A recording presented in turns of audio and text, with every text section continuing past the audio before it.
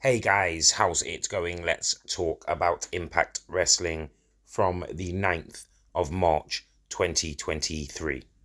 Firstly, and as always, this video in no way has been designed to deceive anyone. There is no actual footage in this video.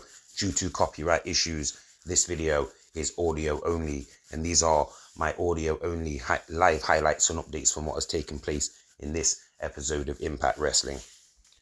Due to the fact that I'm having issues uploading and we are leading into the main event, I will give you ladies and gentlemen, your main event of this edition of Impact Wrestling is a Knockouts World Championship match.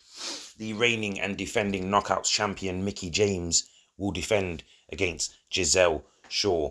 She's already defeated Giselle Shaw not too long ago, but apparently that Giselle Shaw does not exist anymore. This is a new Giselle Shaw, so we'll have to see. Can Giselle Shaw actually defeat Mickie James here tonight?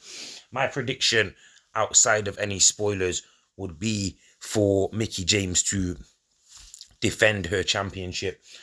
Although there is some factors involving some of the other wrestlers that could be at ringside at the time. Stay tuned for more.